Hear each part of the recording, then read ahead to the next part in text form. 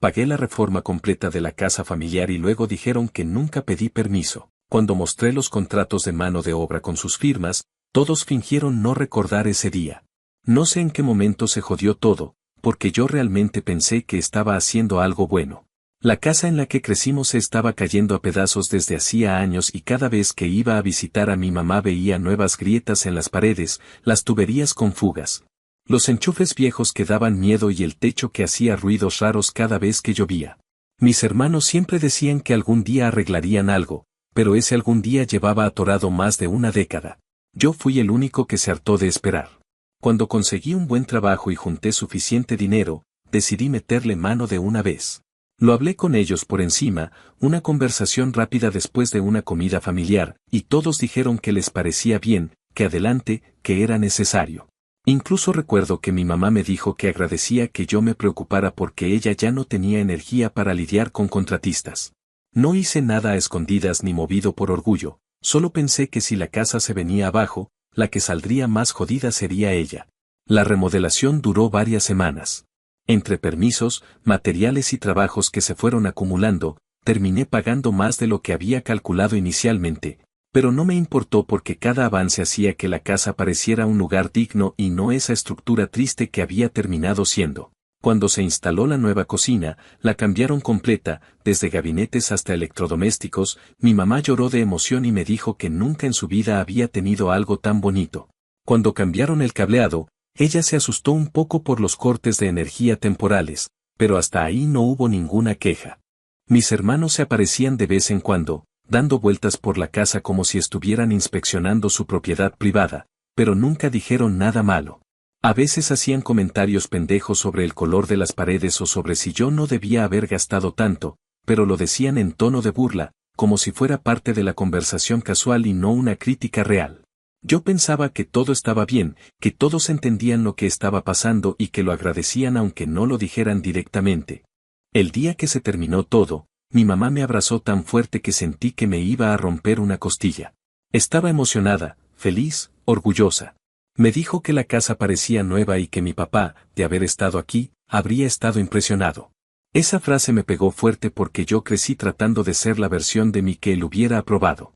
Me fui a mi casa esa noche sintiendo que por fin había hecho algo realmente bueno por ella, algo que no se podía medir en dinero sino en tranquilidad.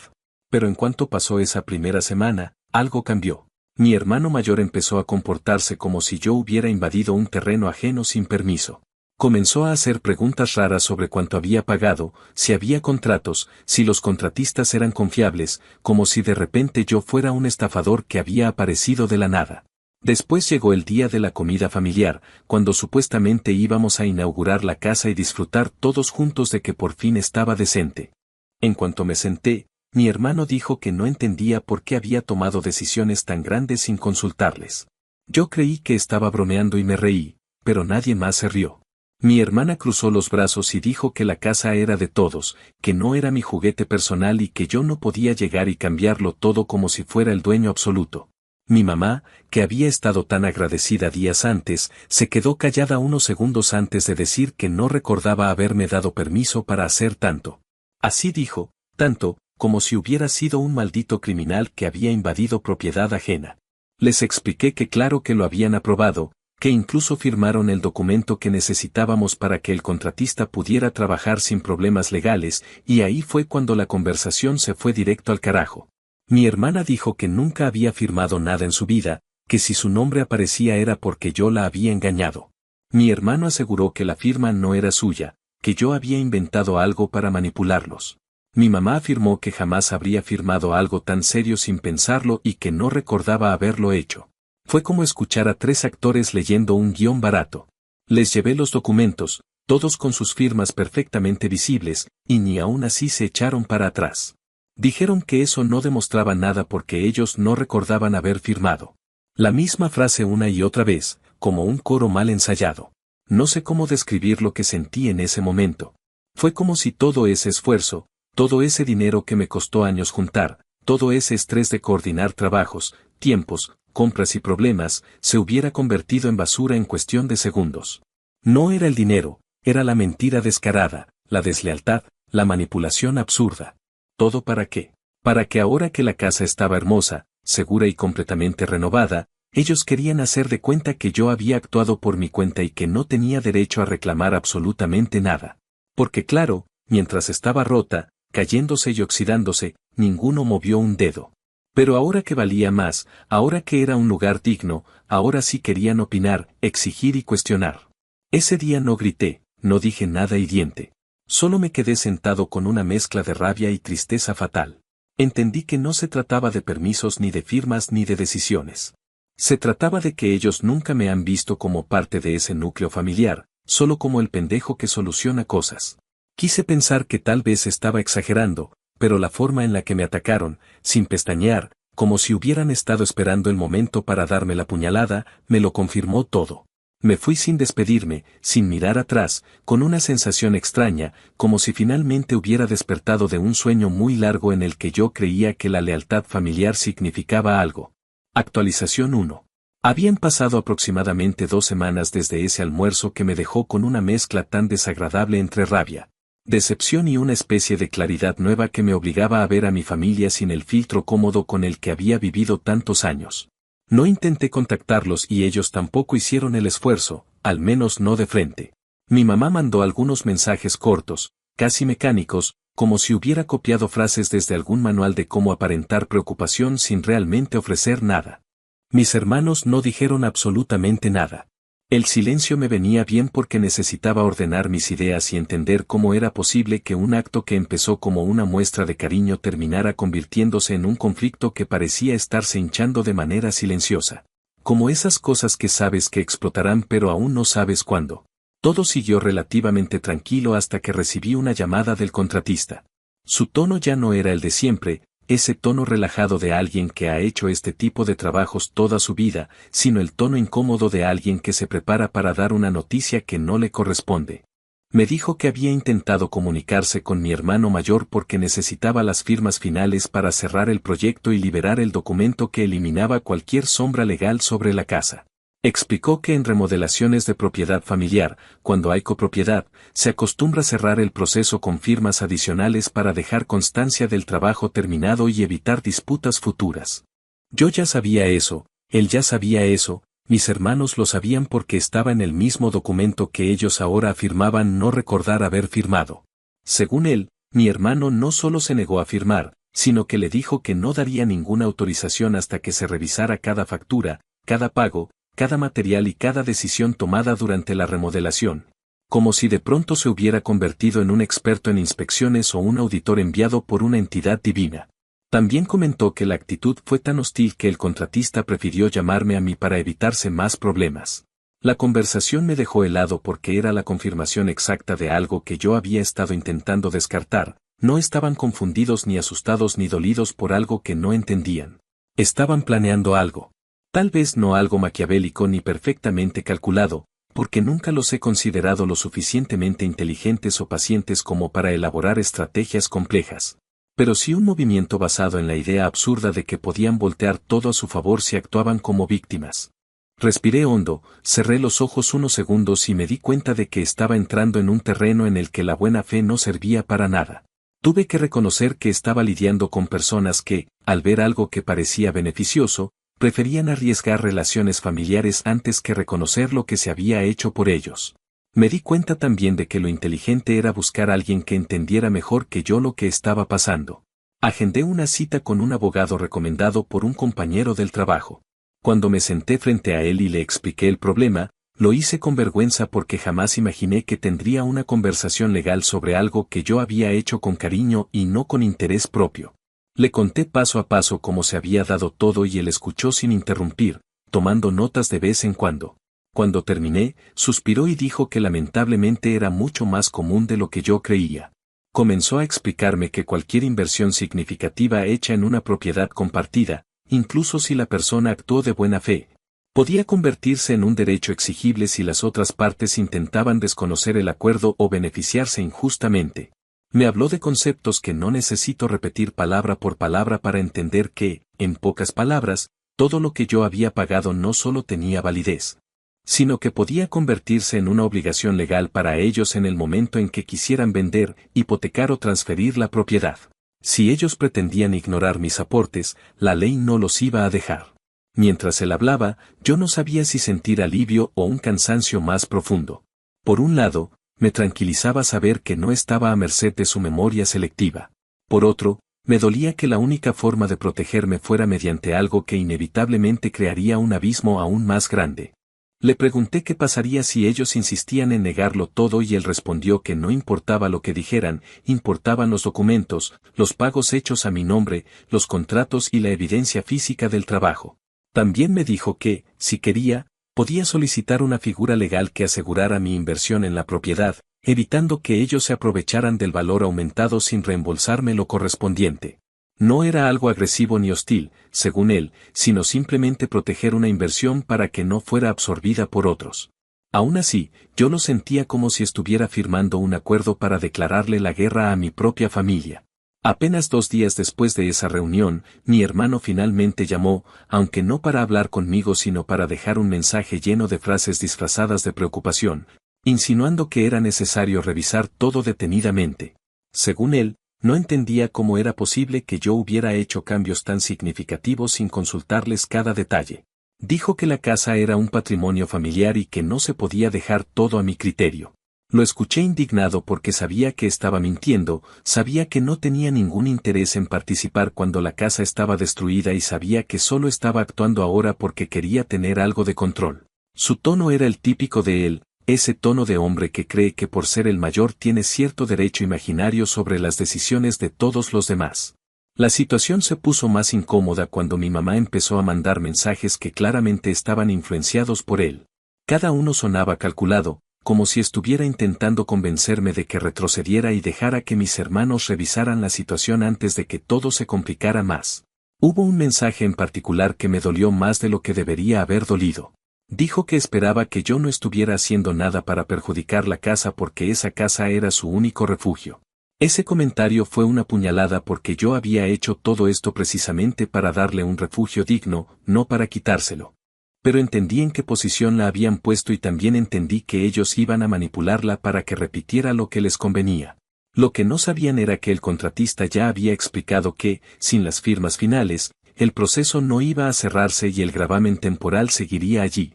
Ellos, por intentar jugar a la víctima, habían terminado metiendo a mi mamá en una situación en la que técnicamente ella era parte del retraso legal.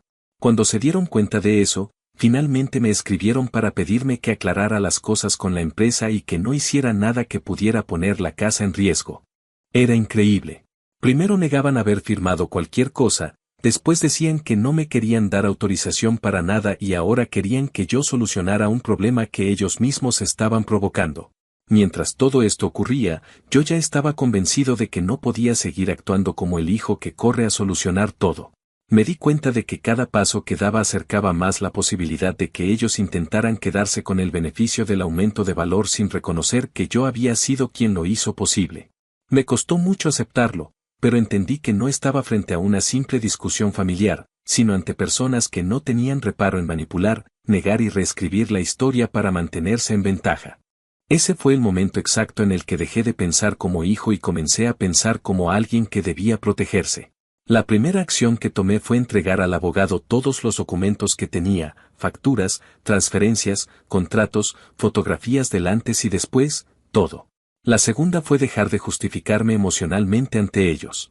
Cada vez que mi mamá mandaba un mensaje, lo leía con calma, lo analizaba y decidía si valía la pena responder. La mayoría de las veces no lo hacía. Me di cuenta de que ellos no estaban tratando de arreglar nada, solo estaban tanteando el terreno para saber qué tanto podían empujar antes de que yo cediera. Y la tercera acción fue la más difícil de todas, aceptar que, aunque me doliera, debía seguir adelante con lo que el abogado recomendó para dejar la situación protegida. Lo irónico fue que, cuando empezaron a sospechar que yo estaba tomando medidas legales, fue cuando por fin comenzaron a llamarme directamente, intentando usar esa voz falsa de reconciliación que solo aparece cuando necesitan algo. Y mientras escuchaba sus voces tratando de convencerme de que esto no debía volverse más grande, comprendí que ya se había vuelto demasiado grande desde el momento en que ellos decidieron mentir descaradamente sobre sus propias firmas. Ahí fue cuando dejé de sentir culpa y comenzó algo totalmente nuevo, una sensación de firmeza que no había tenido nunca con mi familia. A partir de ese punto, no había manera de que todo siguiera igual. Actualización 2. Había pasado cerca de un mes desde aquella primera gran discusión y para ese punto yo ya me había resignado a que nada volvería a la normalidad, al menos no a la versión de normalidad que yo había asumido durante años. Ese mes fue extraño porque, aunque externamente todo parecía calmado, por dentro se estaba acumulando una tensión que sabía que iba a romperse tarde o temprano. Mi familia se mantuvo relativamente silenciosa, lo cual no significaba paz sino algo más incómodo. Estaban moviéndose por su cuenta, inventando una narrativa en la que yo era el problema. Pero todavía no me la habían lanzado de frente. Si algo aprendí durante ese tiempo fue que el silencio familiar rara vez significa conciliación. Generalmente es el espacio en el que cada uno prepara sus argumentos, los distorsiona y se convence a sí mismo de que tiene razón antes de presentarlos como si fueran hechos irrefutables. En ese lapso, el abogado avanzó con la revisión de todos los documentos y me pidió algunos detalles adicionales que yo no creí que fueran relevantes, pero al parecer sí lo eran. Me explicó que mis hermanos no podían simplemente negar haber firmado algo y esperar que eso bastara como defensa. La ley no funcionaba con recuerdos vagos, funcionaba con registros, contratos y pagos verificables. Yo tenía todo eso. También me dijo que si ellos querían cuestionarlo, tendrían que hacerlo con argumentos reales y no con insinuaciones o suposiciones.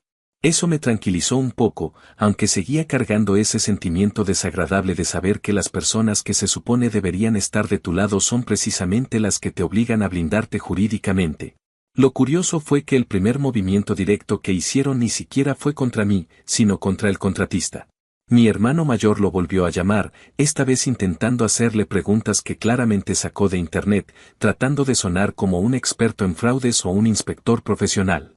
Quiso revisar costos de materiales, tiempos de entrega, trabajadores asignados, permisos y hasta quiso meter la idea de que yo había aprobado cosas que encarecían el proyecto innecesariamente. El contratista me llamó después, ya con un tono cansado, diciendo que nunca en su vida había tenido que explicarle a un familiar del cliente cómo se ejecuta una remodelación y que no entendía por qué ese hombre actuaba como si hubiera descubierto una conspiración. Yo tampoco lo entendía, al menos no desde la lógica. Desde el ego sí. Era evidente que mi hermano estaba intentando construir un argumento para desacreditar mi papel y presentarse como la voz racional de la familia. La siguiente etapa llegó cuando ellos decidieron que necesitaban una evaluación externa de la casa, según ellos para asegurarse de que yo no estuviera exagerando el aumento de valor que había mencionado. Esa parte fue tan absurda que me costó creerla. Mi hermana fue la que me lo comentó, aunque lo hizo de una manera tan arrogante que no parecía una conversación sino una advertencia disfrazada de cortesía.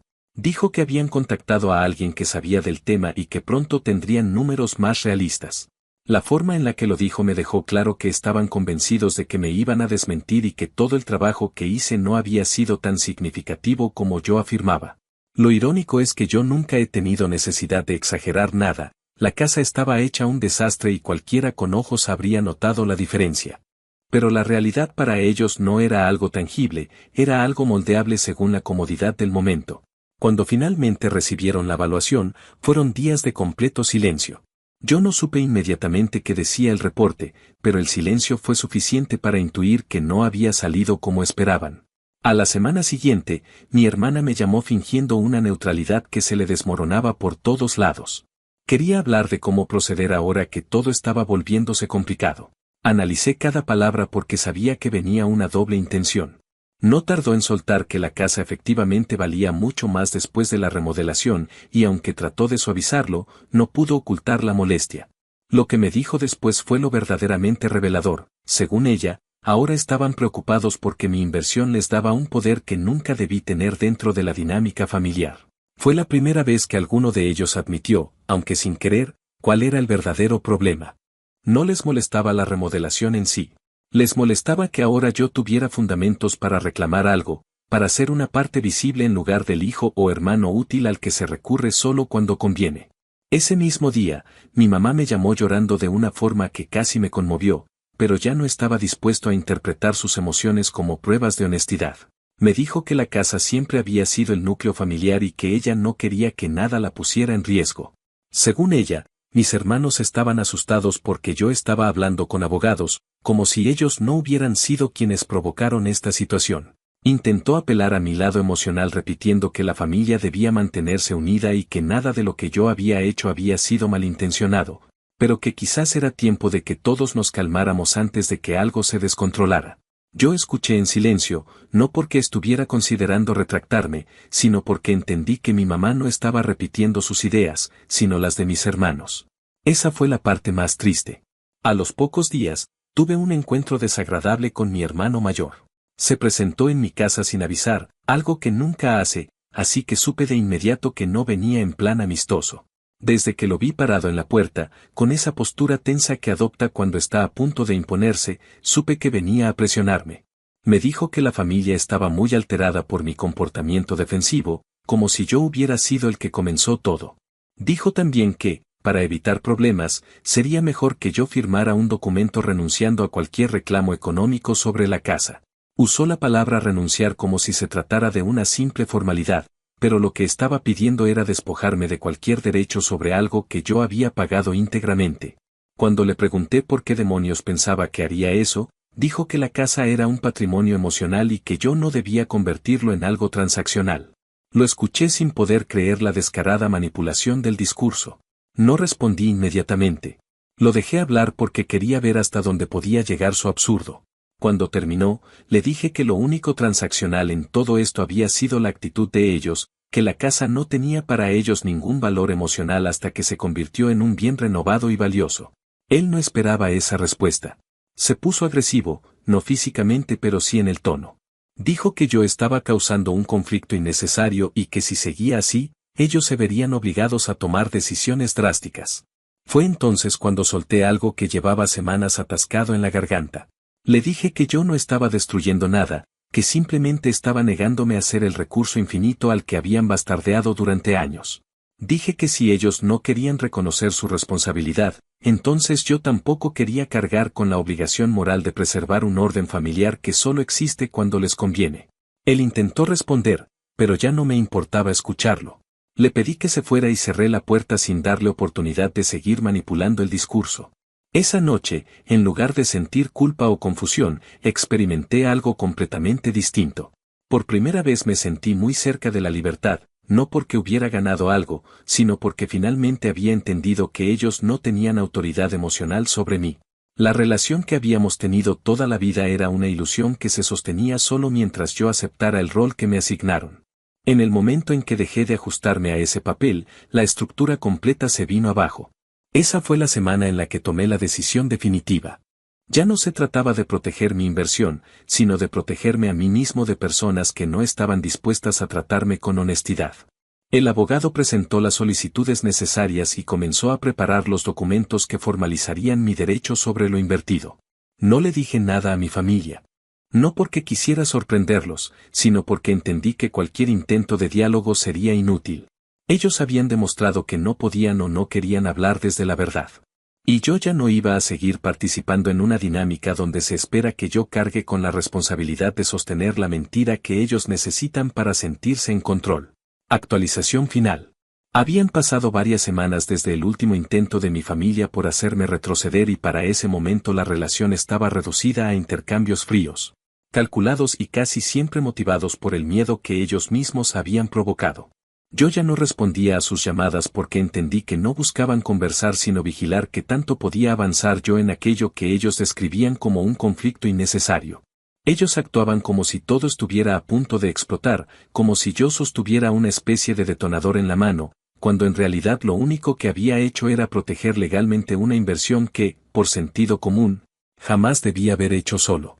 Fue durante ese silencio prolongado cuando el abogado terminó de preparar los documentos que formalizarían el gravamen permanente sobre la casa, algo que inicialmente yo no sabía si hacer. Pero que para ese punto ya no era una opción sino una obligación si quería evitar que mis hermanos se apoderaran de algo que no les correspondía. Cuando él me explicó que ese mecanismo era la única garantía real de que yo recuperaría mi dinero en cualquier eventualidad futura, supe que no había vuelta atrás. Me lo explicó con una calma profesional que, en contraste con el caos emocional que yo había vivido, sonaba casi como una invitación a tomar control de mi vida por primera vez. El proceso se completó sin complicaciones, porque la documentación estaba impecable y las pruebas de pago hablaban por sí mismas. En cuanto los registros quedaron asentados oficialmente, sentí una mezcla extraña que no sabría describir de inmediato. No fue alivio, porque aún había un camino largo por recorrer. Tampoco fue triunfo, porque nunca quise que esto se convirtiera en una disputa. Era más bien esa sensación de haber cerrado la puerta a algo que llevaba demasiado tiempo drenando tu energía sin que te dieras cuenta. Fue ese tipo de tranquilidad amarga que solo se alcanza cuando uno acepta que lo que se rompió no tiene arreglo, y que insistir en repararlo es una forma de autoengaño que solo prolonga el daño. La noticia llegó a mi familia no porque yo se los dijera, sino porque la oficina encargada de registrar el documento envió la notificación correspondiente, como dicta el procedimiento. Lo supe porque, apenas unas horas después de que quedara asentado formalmente, mi madre me llamó. Su voz sonaba tensa, quebrada de un modo que mezclaba angustia y reclamo, como si estuviera convencida de que yo había cometido una traición personal. Me preguntó qué había hecho, por qué estaba poniendo la casa en peligro, como si ese fuera el término correcto. Me dijo que mis hermanos estaban alterados, que decían que esto podía afectar cualquier cosa que quisieran hacer en el futuro. Escuché todo en silencio, no porque me diera igual, sino porque sabía que no había nada que pudiera decir que ella estuviera dispuesta a escuchar sin interpretarlo desde la manipulación emocional que mis hermanos habían construido. Ellos le habían dicho que yo buscaba quedarse con la casa, que pretendía desplazarla, que quería hacerla sentir insegura y que mi objetivo era tener control absoluto sobre su hogar. Era obvio que la estaban llenando de ideas para convertirla en la voz más efectiva en su intento de presionarme. Cuando finalmente hablé, lo hice sin elevar la voz ni justificarme de más. Le expliqué que la casa no estaba en peligro, que el documento no significaba que yo fuera a quitarle nada, y que lo único que aseguraba era que mi inversión no pudiera ser ignorada. Le dije que si en algún momento ellos decidían vender la propiedad, yo recuperaría lo que aporté y que no existía forma alguna de que ese documento la dejara en la calle. Se lo expliqué con calma, detallando que no era un castigo ni una amenaza, sino una consecuencia lógica de todo el desastre que ellos mismos habían causado al negar acuerdos firmados y crear una narrativa falsa. Pero ella no escuchaba las explicaciones, sino la versión de mis hermanos repitiéndose en su cabeza. Finalmente dijo que nunca pensó que yo fuera capaz de ponerla en esa situación. Esa frase, tan cargada de un reproche que no merecía, fue suficiente para entender que había llegado el momento de aceptar que nuestra relación cambiaría para siempre. A los pocos días, comenzaron a llamarme mis sobrinos, personas con las que jamás había tenido conflicto alguno. Sus mensajes eran fríos, directos, casi como si estuvieran actuando bajo instrucciones. Me dijeron que lamentaban que yo estuviera lastimando a la familia, que mis decisiones estaban generando tensión y que sería mejor que resolviera el problema antes de que todo empeorara. Aquello me hizo entender hasta qué punto mis hermanos estaban decididos a convertir este conflicto en un relato donde yo era el antagonista. Intentaban pintar la situación como si hubiera actuado impulsivamente, como si yo fuera el que había echado a perder un ambiente familiar que, siendo honestos, llevaba mucho tiempo fracturado. Lo desconcertante fue que, mientras más avanzaba yo en proteger mi parte, más se revelaba la fragilidad del vínculo familiar. Mis hermanos y mi mamá habían construido sobre mí una expectativa tan rígida que, en el momento en que dejé de cumplirla, comenzaron a comportarse como si yo hubiera roto un pacto tácito. Durante toda mi vida esperaron que yo fuera quien resolviera los problemas, quien pusiera dinero cuando faltaba, quien dedicara tiempo cuando ellos no podían, quien aceptara desplantes sin exigir respeto. Y ahora que por primera vez actuaba con la firmeza de alguien que ya no está dispuesto a ser utilizado, su mundo se desmoronaba porque habían perdido el control. Ese entendimiento no me hizo sentir mejor, solo me hizo ver con más claridad lo enferma que había sido siempre la dinámica familiar. Lo más irónico de la situación fue que, al poco tiempo, el hermano que más insistió en desacreditar mi trabajo fue quien se acercó para tratar de negociar. Me llamó diciendo que lo mejor sería evitar un conflicto mayor, que él estaba dispuesto a firmar lo que faltara si yo retiraba el gravamen. Intentó vestirse de conciliador, diciendo que él solo quería que la familia estuviera bien, pero su tono tenía la urgencia de alguien que se da cuenta de que ha perdido la ventaja. Me dijo que entendía que había gastado mucho, pero que lo correcto era que todos tuviéramos los mismos derechos sobre la propiedad sin restricciones. Su discurso era tan hipócrita que me sorprendió que pudiera decirlo sin atragantarse. Le respondí que no retiraría nada y que, si realmente querían resolverlo, tendrían que empezar reconociendo lo que habían hecho desde el principio. Esa conversación terminó en un silencio tenso, seguido por un comentario agresivo en el que sugirió que mi actitud estaba destruyendo la familia. En ese momento entendí que no valía la pena prolongar la llamada y colgué. El último intento de ellos por presionarme fue a través de mi mamá. Vinieron a buscarme a mi casa sin avisar, algo que nunca antes habían hecho. Ella estaba acompañada de mi hermana y ambos llegaban con una mezcla de súplica y enojo. Me pidieron que pensara en el futuro, que reflexionara sobre la familia que estábamos perdiendo, que yo podía revertir todo si simplemente retiraba el documento. Lo dijeron como si yo hubiera lanzado una bomba solo para ver el efecto. Mi mamá lloraba mientras trataba de convencerme de que estaba actuando desde la ira y no desde la razón. Mi hermana intervenía para rematar diciendo que la familia no puede funcionar si uno de sus miembros decide actuar por su cuenta sin considerar a los demás. Era un discurso que parecía ensayado. Cuando terminé de escucharlos, solo dije que todo lo que ellos describían como ruptura había empezado exactamente el día en que decidieron mentir sobre sus firmas. Les dije también que no entendía cómo podían pedirme que actuara con amor hacia ellos cuando ellos no habían mostrado ni un mínimo respeto hacia mí. Después de esa conversación, cerré la puerta sabiendo que era la última vez que hablaríamos de ese tema en persona. A partir de ese momento, todo quedó en manos de lo que la ley dictara y no de lo que la familia creyera que tenía derecho a opinar. Lo curioso fue que, en lugar de sentirme culpable por haber puesto distancia, experimenté una calma profunda, como si finalmente hubiera soltado una carga que llevaba años arrastrando sin darme cuenta. No porque yo hubiera ganado algo, sino porque entendí que no tenía sentido seguir defendiendo vínculos que solo funcionaban cuando yo me mantenía en un rol sumiso. Lo que pasó después fue inevitable. Cada uno de ellos dejó de hablarme por decisión propia, convencidos de que el problema era yo y no la verdad incómoda de que habían intentado aprovecharse de mi esfuerzo. Yo no hice nada por acercarme. No porque los odiara, sino porque comprendí que acercarse sería regresar a un ciclo del que había logrado salir con demasiado esfuerzo. Durante muchos años pensé que la familia significaba aguantar más de la cuenta, flexibilizar todo lo que uno es, postergar lo propio para sostener a los demás. Pero ahora sé que la familia solo existe cuando hay respeto y honestidad. Sin eso, lo único que queda es un grupo de personas que comparten apellido y nada más. Y así terminó todo. No con una reconciliación ni con un gran conflicto final, sino con un corte limpio que, aunque doloroso, era necesario. Cuando miro hacia atrás, no me enorgullece haber tenido que llegar a este punto, pero tampoco me arrepiento. Era la única forma de recuperar algo que durante mucho tiempo entregué sin cuestionar, la dignidad de no permitir que nadie, ni siquiera la familia, decida quién soy ni qué merezco.